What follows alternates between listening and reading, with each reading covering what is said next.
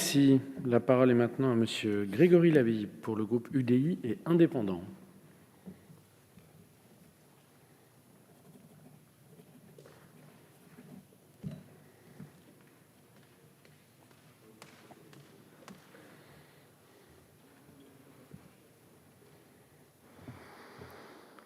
Monsieur le Président, Monsieur le Ministre, mes chers collègues, selon Alexandre de Juniac, l'actuel patron de l'International Air Transport Association, la crise actuelle de la Covid-19 est, je le cite, « la pire crise de l'histoire de l'aviation, bien loin devant les événements du 11 septembre ou la crise économique de 2009 ». L'IATA estime que 65,9% de la chute de demande de transport et à 118 milliards d'euros de pertes de revenus pour le secteur aérien, en dépit d'un rebond temporaire en juin et juillet 2020 à la faveur des politiques de déconfinement.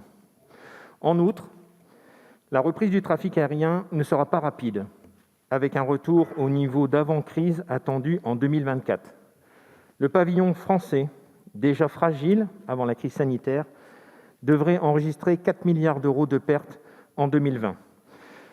Dans ce contexte de crise inédite, la plupart des compagnies aériennes ont eu pour enjeu principal l'accès à une liquidité suffisante pour pouvoir tenir le temps de la crise, où une grande partie de leurs avions sont au sol et nécessitent des entretiens au coût fixe importants.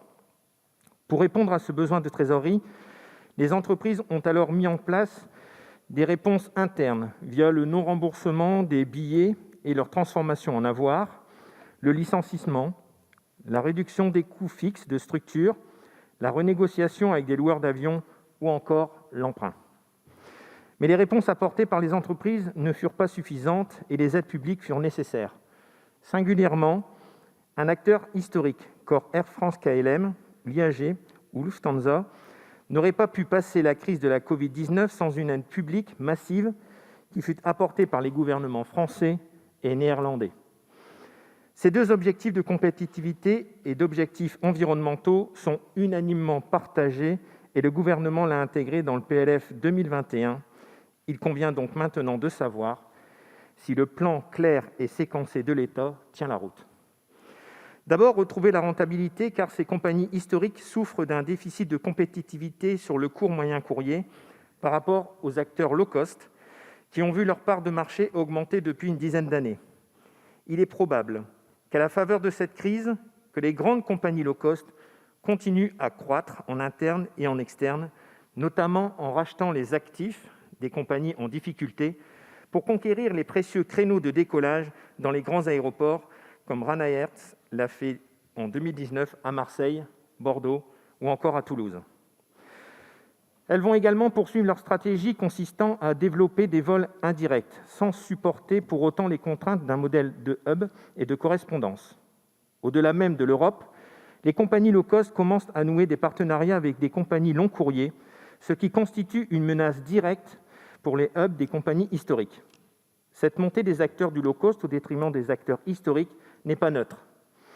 Elle peut avoir des conséquences sur la souveraineté économique et politique de la France, comme l'a montré le rapport du Sénat du 30 avril 2020, en rappelant l'organisation d'un pont aérien avec la Chine, assurant l'approvisionnement du pays en matériel médical, ainsi que le rapatriement de plus de 15 000 Français bloqués à l'étranger.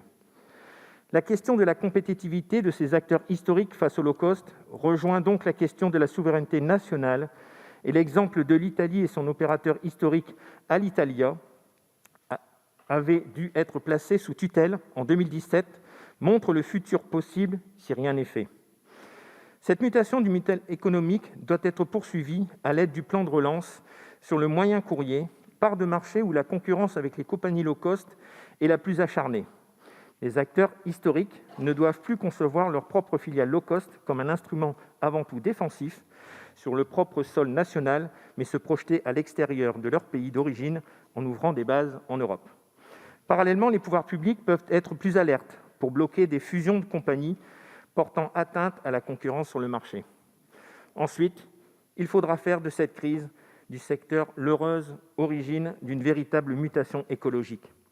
Le secteur aérien représente 6% des émissions mondiales de CO2, selon le rapport du Shift Project, publié le 27 mai 2020. Un transport aérien neutre en carbone est possible en réduisant de 5 % par an les émissions de gaz à effet de serre de l'aviation par rapport à 2018 d'ici 2025. Cet objectif sera atteint en conjuguant le levier technique et le levier réglementaire. Sur la partie technique, une implication de tous les acteurs est nécessaire sur 3 points : les travaux de recherche des constructeurs pour construire des avions moins polluants, une optimisation des routes aériennes pour consommer le moins de carburant possible et enfin l'utilisation de biocarburants ou carburants d'hydrogène. Les politiques publiques doivent favoriser ces évolutions grâce à des incitations fiscales à travers l'identification des projets d'investissement qui pourraient faire l'objet d'un soutien spécifique dans la relance. Une incitation raisonnée de sobriété doit également être intensifiée avec l'aide des pouvoirs publics. La réduction des liaisons aériennes pour lesquelles une alternative au train est possible en moins de 4h30 pour des trajets avec ou sans correspondance, qui est déjà prévue sur les lignes de Bordeaux et Toulouse, va dans le bon sens, tout comme imposer un taux minimum de remplissage des avions pour avoir l'autorisation de circuler. Chers collègues, l'épidémie de la Covid-19 est une occasion historique de sortir d'un modèle aérien peu rationnel, compressant les marges de nos opérateurs historiques et qui augmente de manière continue le trafic. Les circonstances appellent un retour à une stratégie assumée de l'État pour accompagner le secteur aérien, protéger nos acteurs historiques dans le respect des règles de la concurrence européenne, réguler le développement agressif des compagnies low cost et prévoir le transport aérien de demain compatible avec les objectifs climatiques de notre pays. Je vous remercie.